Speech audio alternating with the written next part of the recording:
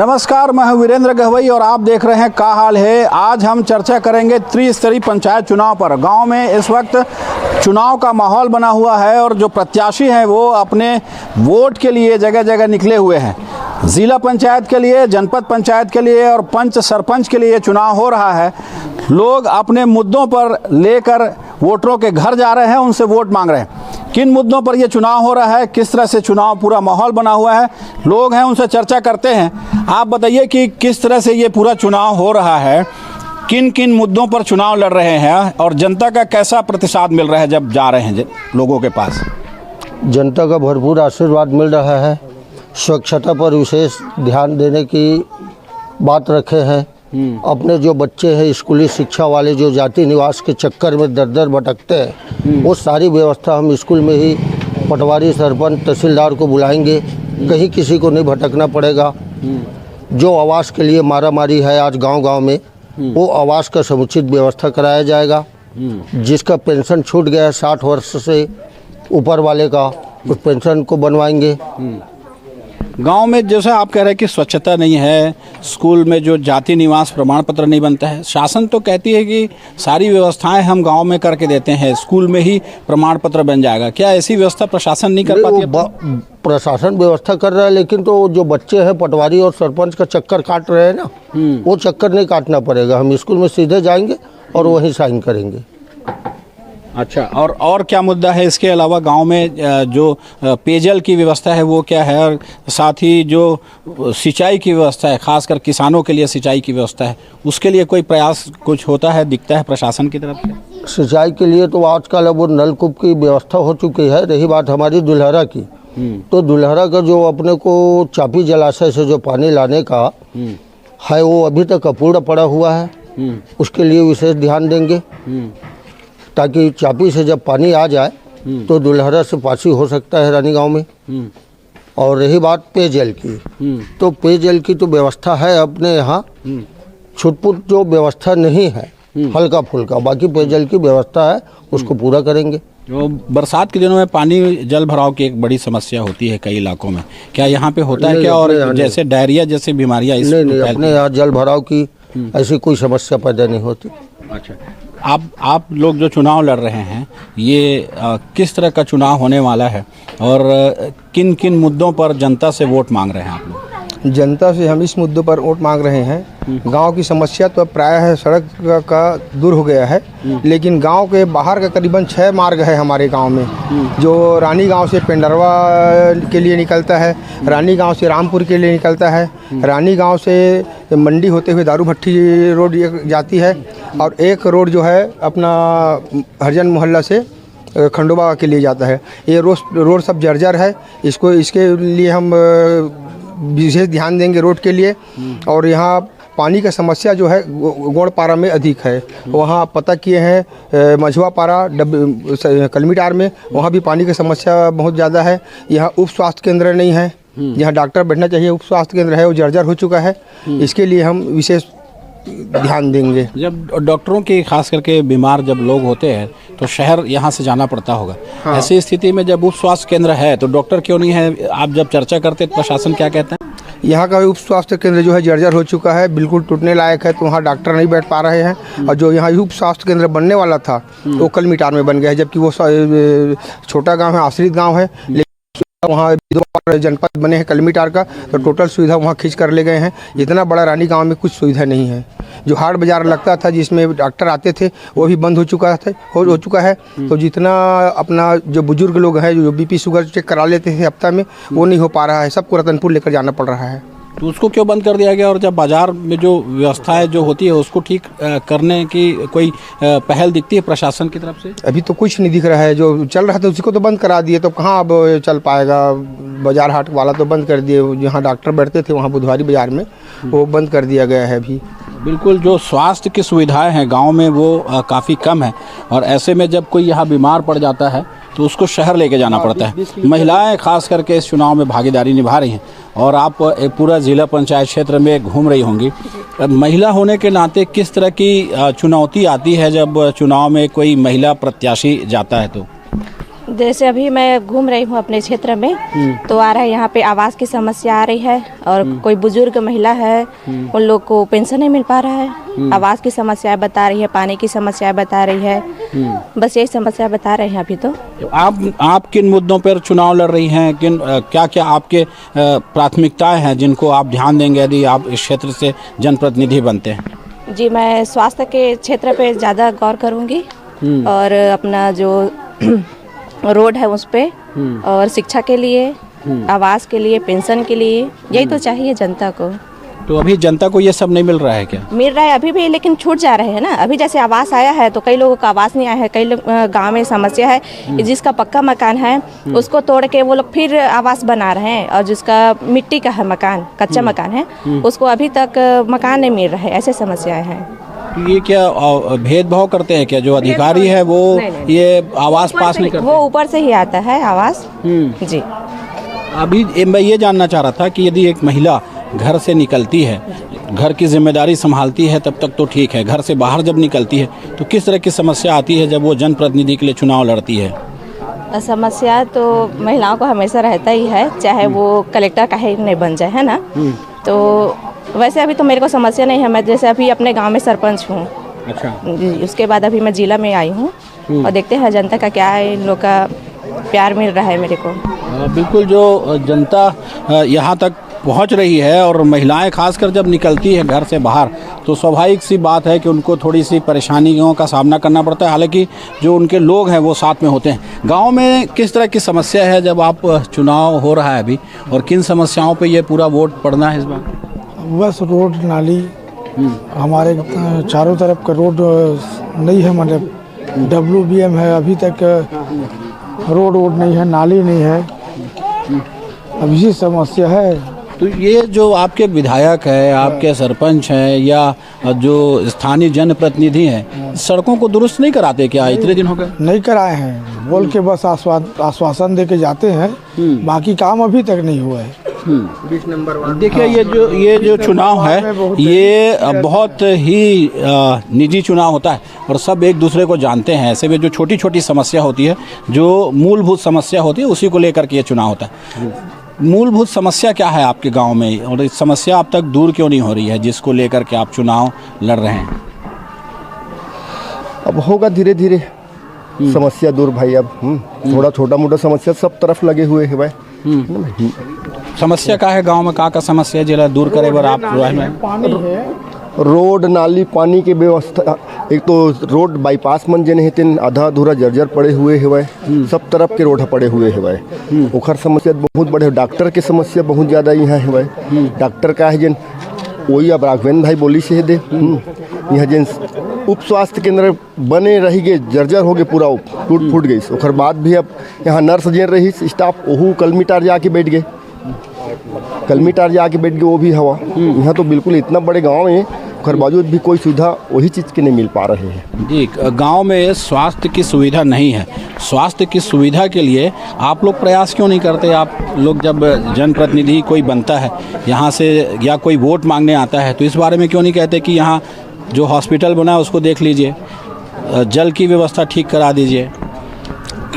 जैसा कि हम लोग विगत 5 वर्षों से या 10 वर्षों से लगातार विधायक लोगों को हम जनप्रतिनिधि के माध्यम से बता रहे हैं, समझा रहे हैं, जाके समूह के साथ उसको अवगत कराए हैं कि हमारे गांव बड़ा गांव है, यहाँ स्वास्थ्य जो आयुष्मान भवन है बनाया जाए, चूँकि यहाँ के बृहद क्षेत्र को न देखते हुए एक छोटा सा गांव जो हमारे पास से लगा हुआ है कलमीटार, वहाँ बना दिया गया है। चूँकि ये रानी गांव उससे काफ़ी बड़ा है, फिर भी ये विधायक लोग ध्यान नहीं देते। तो क्यों ध्यान नहीं देते जब एक छोटे गांव में हॉस्पिटल है, यहाँ पर हॉस्पिटल नहीं है? ऐसा क्यों हो रहा है? ये निष्क्रियता सरपंच का है। वास्तव में सरपंच को ज़्यादा ध्यान देना चाहिए, है ना भाई। तो क्या इसी मुद्दे पे ये चुनाव होने वाला है कि सक्रियता बनाम निष्क्रियता, इस तरह के चुनाव होने वाला? चुनाव इस मुद्दे पे नहीं, जैसे विकास का प्रथम मुद्दा है, रोड का है। जैसे अपने गांव का चारों मुड़ा रोड है, वो जर्ज पड़ा हुआ है। जब अपना रतनपुर बाईपास ले लो, जंजरा को ले लो, यहाँ रामपुर आने जाने वाला रास्ता है उसको ले लो। एनी हाउ कोई भी रोड जो है आज तक नहीं बन पाया। बार बार हम लोग प्रयास किए कि इसको बनाने लायक है, ये निवेदन किए, आवेदन किए, उसमें विचार नहीं कर रहे हैं। क्या किसकी निष्क्रियता नज़र आती है ऐसे में जो सड़क नहीं बनता है? क्योंकि सड़क तो बहुत ज़रूरी है, विकास के लिए सड़क की प्राथमिकता है। अभी तो विधायक लोगों का है, उनका भी क्षेत्र है और यहाँ का जनप्रतिनिधि जो अब तक बने हैं 5 साल से, उन लोग ध्यान नहीं दे रहे हैं। जो सड़क है वो जर्जर है और सालों से ऐसी जर्जर सड़कों से लोग गुजर रहे हैं।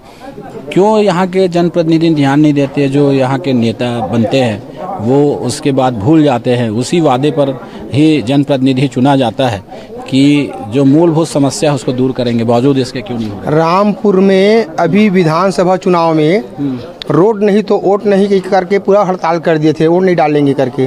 दोनों पक्ष के विधायक पहुंचे वहाँ, दोनों के दोनों आश्वासन दिए, है ना। अभी तक का रोड नहीं बना है वहाँ का, है ना। वो रोड पास कर दिए हैं, मात्र लॉलीपॉप दिखा रहे हैं। कोई कभी बोलते हैं कि पैसा नहीं है, खाते पैसे रोड पास हो गया है, पैसा नहीं आए हैं, है ना। कभी बोलते हैं कि यदि बस बनने वाला है और अभी तक का उसका कुछ रुपये का दिखाई नहीं दे रहा है। हाँ, गाड़ी चलने लायक नहीं है हकीकत में रामपुर रोड में।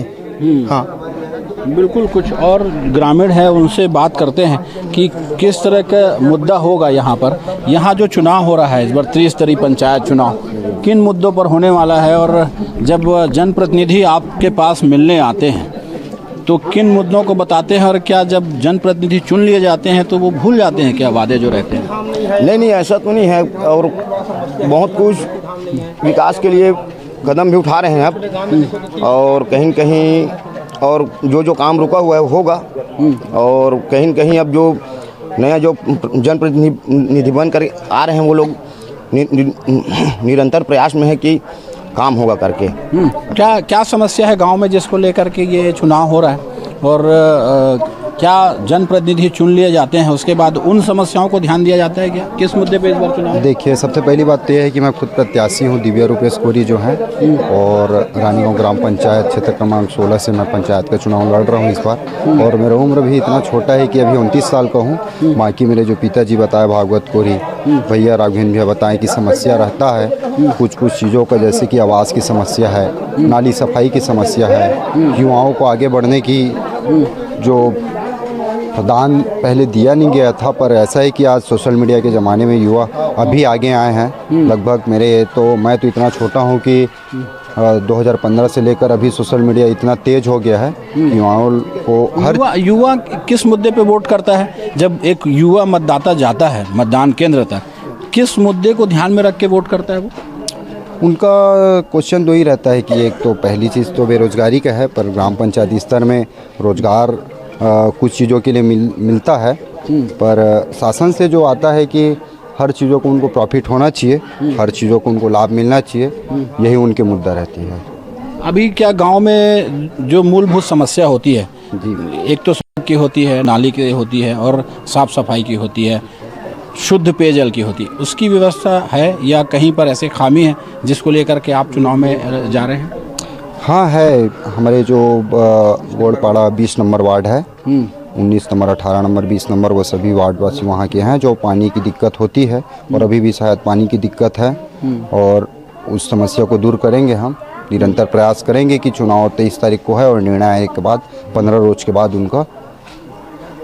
बिल्कुल, चुनाव जब है तो वादे ज़रूर होंगे, और ऐसे में जो वादे होते हैं वो क्या निभाए जाते हैं? जो चुनाव में जो वादे होते हैं वो निभाए जाते हैं क्या? और जो समस्या है वो दूर हो रही है क्या गांव की? समस्या दूर हो जाता है, लेकिन कुछ वादा करके मुकर जाते हैं। यहाँ तो वोट ऐसा ही चलता है, जिसका पैसा है उसी का बोलता है, व्यवहार कोई काम नहीं आता।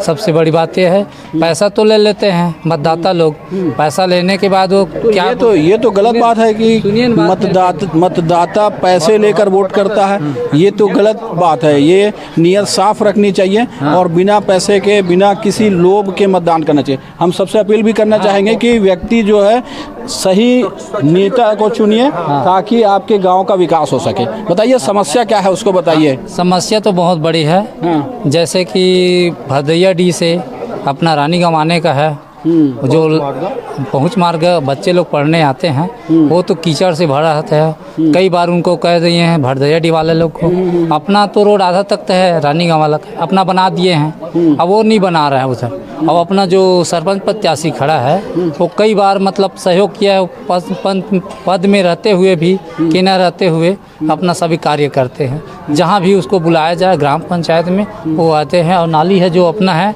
वो नाली हर समय साफ होते जाता है। आप बताइए, पहले गांव में कौन सा ऐसा प्रमुख काम है जो हो जाना चाहिए, अब तक हो जाना चाहिए था, और यदि चुन लिए जाते हैं आप तो कौन सी प्राथमिकता होगी आप? मेरा पहला प्राथमिकता तो वही है कि स्वास्थ्य केंद्र बने। डॉक्टर की कमी है यहाँ।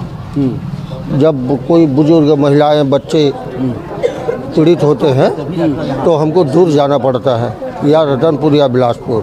तो प्रथम प्राथमिकता हम स्वास्थ्य को ही देंगे।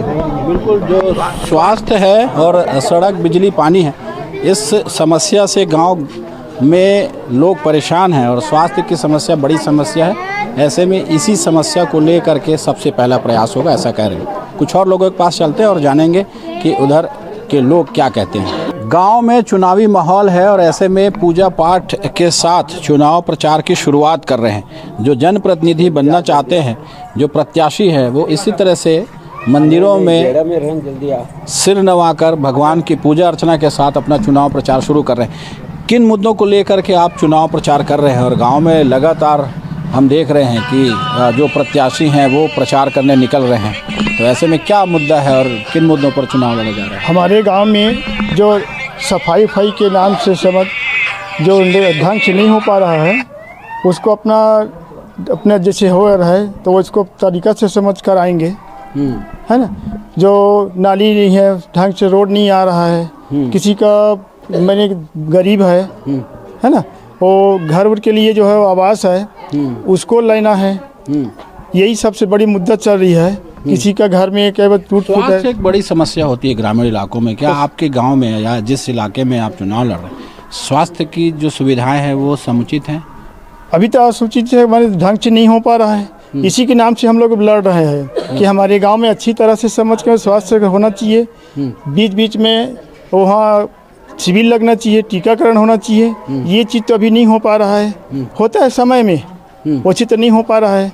तो इसी मुद्दा को लेकर कर जितना अपना गांव का विकास के लिए है, यही हम लड़ाई लड़ रहे हैं। जी, गांव में जो मुद्दे हैं वो क्या प्रमुख मुद्दे हैं जिन पर लोग चाहते हैं कि ये समस्या दूर होनी चाहिए, और जब जनता के बीच जनप्रतिनिधि जाता है तो उन मुद्दों को सामने रखते हैं? प्रधानमंत्री आवास योजना के अंतर्गत बहुत से प्रत्याशियों ग्रामवासियों को अभी मिलना है और वंचित हैं। हम चाहते हैं कि गरीब से जो व्यक्ति है जिसका वास्तविक में मकान नहीं है, उसको मकान मिले, उसके घर में शुद्ध पेयजल का पानी मिले, स्वास्थ्य सुविधा मिले, नाली की सफाई हो बेहतर हो। ये ग्राम पंचायत में निवास करने वाले प्रत्येक व्यक्ति का विकास हो, उनकी सेवा हम कर सकें इसी माध्यम से। इसलिए हम लोग प्रयास कर रहे हैं कि अच्छे से अच्छे प्रत्याशी का चयन करें गांव के लोग और ग्राम विकास में सहयोग करें। अभी गांव में जो कई समस्या होती है, खासकर स्वास्थ्यगत समस्या और डायरिया की जब बीमारी, जब बारिश का समय आता है, उसको लेके कुछ प्रयास दिखता है प्रशासन का। और जो उप स्वास्थ्य केंद्र है गांव में, वो भी काफ़ी दिनों से बंद पड़ा है, उस पर कोई पहल ही नहीं हो रही है, ऐसा कह रहे हैं। अब वो एक नाम मात्र के लिए है कि उप स्वास्थ्य केंद्र है, वहाँ कि गांव के कोई ऐसे व्यक्ति को वहाँ सुविधा नहीं मिलता जिसको मिलना चाहिए। पैसे वाले जिनके पास पैसा है वो तो शहर जाके इलाज कर लेते हैं, लेकिन जो गरीब और मध्यम वर्ग के लोग हैं उनको अधिक खर्च करना पड़ता है गांव में सुविधा नहीं मिलने के कारण। वही हमारा प्रयास है कि गांव में एक स्वास्थ्य की सुविधा ग्रामवासियों को मिले।